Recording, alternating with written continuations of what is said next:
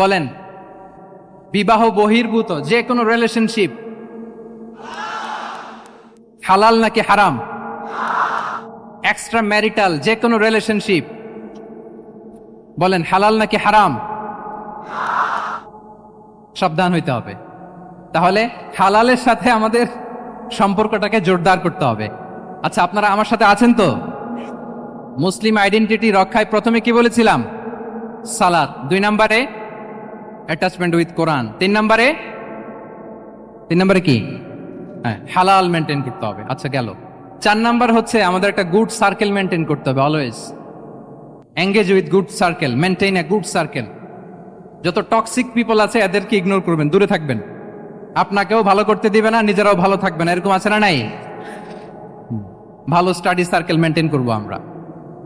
দিনের মৌলিক বিষয়গুলো শেখার জন্য একটা ভালো সার্কেল মেনটেন করব। এমন সার্কেলে থাকবেন, এমন লোককে বন্ধু বানাবেন যাকে দেখলেই আল্লাহর কথা স্মরণ হয়। কি বলেন? এরকম একটা ভালো পরিবেশ খুঁজে নেন, একটা দ্বীনি সার্কেল খুঁজে নেন। Never stop learning Islamic knowledge. যারা এই যে নলেজ শেয়ারিং সেশন করে, ইসলামিক হালাকা করে, কোরআনিক স্টাডি সার্কেল করে, এই সার্কেলগুলোর সাথে আমরা থাকবো ইনশাআল্লাহ। কি বলেন? সবাই থাকবেন তো?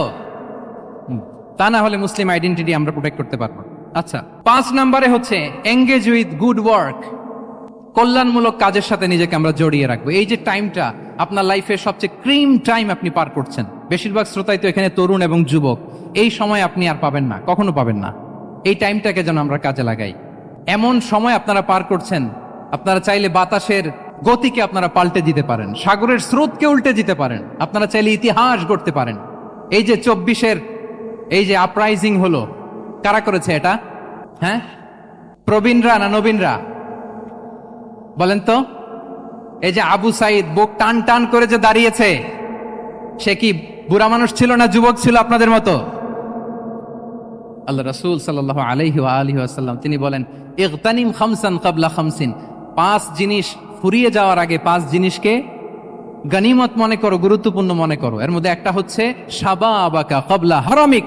তোমার বার্ধক্য আসার আগে তোমার এই যৌবনকে, প্রৌঢ়ত্বের আগে এই যৌবনকে কাজে লাগাও। এবং কিয়ামতের দিন আল্লাহ তাআলা 7 শ্রেণীর ব্যক্তিকে তার সুশীতল আরশের নিচে ছায়া দিবেন, যেদিন আল্লাহর আরশের সুশীতল ঠান্ডা ছায়া ছাড়া আর কোনো ছায়ার ব্যবস্থা থাকবে না। ওই 7 শ্রেণীর ব্যক্তির মধ্যে এক ব্যক্তি হচ্ছে ওয়াশাবুন নাশাআ ফি ইবাদাতিল্লাহ। এমন যুবক যে আল্লাহর ইবাদতে তার যৌবনকে কাটিয়েছে। বলেন, ওইরকম যুবক হতে আমরা চাই কি চাই না? তাহলে আমাদের এই যৌবনকে আমরা কাজে লাগাবো। 6 নম্বরে হচ্ছে কনসিস্টেন্সি, ধারাবাহিকতা। আরবিতে বলে আল মুদাওয়ামা। এই যে আজকে মাশায়েখরা এখানে কথা বলবেন, এত মোটিভেটেড হইছেন, কালকে থেকে মাশাআল্লাহ নামাজ, নফল রোজা, কোরআন তেলাওয়াত শুরু করছেন, কিন্তু 10 দিন পরে আবার শেষ, 1 সপ্তাহ পরে আবার আর নাই মোটিভেশন। এরকম হয় কি হয় না? আমরা কি শুধু 7 দিনের জন্য মোটিভেশন নেব আজকের কনফারেন্স থেকে, নাকি আজীবনের জন্য নেব? আজীবনের জন্য নেব। ধারাবাহিকভাবে রেগুলার আমরা কিছু নফল ইবাদত করব, রেগুলার আমরা আধা পৃষ্ঠা হলেও আল্লাহর কিতাব কোরআন তেলাওয়াত করব, প্রতিদিন 2টি আয়াত হলেও আমরা অর্থ পড়ব, একটি হলেও আল্লাহ রাসূল সাল্লাল্লাহু আলাইহি ওয়াসাল্লামের হাদিস আমরা পড়ব। তাহলে ধারাবাহিক আমল আল্লাহর কাছে খুব প্রিয়। আহাব্বুল আ'মালি ইলাল্লাহি আদওয়ামুহা ওয়া ইন কাল্লা। রাসূল সাল্লাল্লাহু আলাইহি ওয়াসাল্লাম বলেন, আল্লাহর কাছে সবচাইতে প্রিয় আমল ওইটা যেটা আমার বান্দা নিয়মিত করে, ধারাবাহিকভাবে করে, যদিও পরিমাণে ওইটা অল্প, যদিও পরিমাণে সেটা কি অল্প। তাহলে এই মোটিভেশনকে আমরা কন্টিনিউ করব ইনশাআল্লাহ। বলেন সবাই। সব শেষে খুবই গুরুত্বপূর্ণ হাম্বলনেস, বিনয় থাকতে হবে আমাদের, ডাউন টু আর্থ হইতে হবে। আমাদের মুসলিম আইডেন্টিটির সাথে অ্যারোগেন্সের কোনো সম্পর্ক নাই। ওমা তাওয়াদা আহাদুন লিল্লাহি ইল্লা রাফাআহুল্লাহ। রাসূল সাল্লাল্লাহু আলাইহি ওয়াসাল্লাম বলেন, যে আল্লাহর জন্য বিনয়ী হয়, নিচু হয়, আল্লাহ তাকে সম্মানিত করেন। বলেন, আমরা সম্মানিত হতে চাই কি চাই না? রাসূল সাল্লাল্লাহু আলাইহি ওয়াসাল্লাম দোয়া করতেন, আল্লাহুম্মা জাআলনি সাবুরা ওয়া জাআলনি শাকুরা ওয়া জাআলনি ফি আইনি সাগীরা ওয়া ফি আ'য়ুনিন নাসি কাবীরা। হে আল্লাহ, আপনি আমাকে শুকরগুজার বান্দা বানান। হে আল্লাহ, আপনি আমাকে ধৈর্যশীল বান্দা বানান। হে আল্লাহ, আপনি আমাকে আমার নিজের চোখে আমাকে ছোট বানান, মানুষের চোখে আপনি আমাকে বড় বানান। রাসূল সাল্লাল্লাহু আলাইহি ওয়াসাল্লাম নিজ চোখে ছোট থাকতে চেয়েছেন, ফলে গোটা বিশ্বের চোখে রাসূল সাল্লাল্লাহু আলাইহি ওয়াসাল্লামকে বড় মহামানব বানিয়েছেন কে? এখন আপনি নিজের চোখেই যদি বলেন যে আমি অনেক বড়, তাহলে হবে না। এই হাম্বলনেসটা আমাদের থাকতে হবে। সম্মানিত ভাইয়েরা, আমাদের অনেক তরুণদেরকে আমি দেখি যে নতুন দিনে ফিরেছে, নতুন তার মধ্যে উপলব্ধি আসছে, রিয়েলাইজেশন আসছে যে আগে রং ট্র্যাকে ছিলাম, এখন রাইট ট্র্যাকে আসতে চাই, ইসলামকে অনুশীলন করতে চাই। আলহামদুলিল্লাহ, খুব ভালো। তো তার যখন রিয়েলাইজেশন আসছে, সে কিছু পড়াশোনা শুরু করে দেয়, কিছু পড়াশোনা করে, কিছু স্কলারসদের লেকচার শুনে। তো অনেক তরুণের মধ্যে এই সমস্যাটা একটা কমন ফেনোমেনা, যে একটু পড়াশোনা করে, একটু কিছু স্কলারসদের লেকচার শুনেই ও মনে করে যে আমি সব জেনে গেছি। কি মনে করে? আমি সব জেনে গেছি। এরপরে এখানেই ক্ষান্ত হয় না, এরপরে সে ভুল ধরতে আরম্ভ করে স্কলারসদের। সে বলে যে উনি এই ভুল করছে, উনি এই ভুল করছে, উনি ভ্রান্ত, উনি বাতিল। এরকম একটা কমন ফেনোমেনা আমাদের মধ্যে আছে না নাই বলেন? না, অ্যাবসলিউটলি রং। শিক্ষানবিশ যারা, তারা এটা করবে না।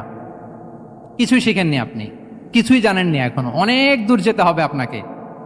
কোনো বিষয়ে কমেন্টস করতে গেলে, কোনো ইস্যু নিয়ে আপনাকে মন্তব্য করতে গেলে আপনাকে অগাধ পাণ্ডিত্য অর্জন করতে হবে, তারপরে আপনি সে বিষয়ে কথা বলতে পারবেন। তাহলে এই জাতীয় অ্যাটিটিউড যেন কখনো, এগুলো শয়তান করে, এই অ্যাটিটিউড যদি আমার মধ্যে ঢুকে, আপনি হয়তো ইসলাম থেকেও দূরে সরে যাবেন। আল্লাহ এই ধরনের অ্যাটিটিউড থেকে আমাদেরকে হেফাজত করুক, আমরা পড়ি আমিন।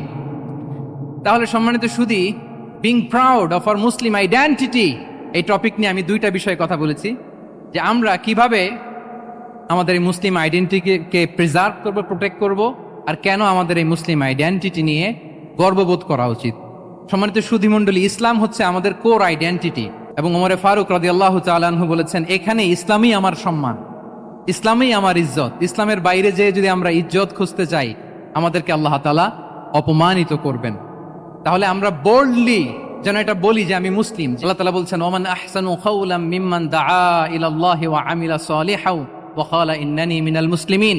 তার চেয়ে শ্রেষ্ঠ কথা আর কার হতে পারে, যে মানুষকে আল্লাহর দিকে ডাকে, নিজে সৎকর্ম করে আর বলে ইন্নানি মিনাল মুসলিমিন, নিশ্চয় আমি মুসলমান।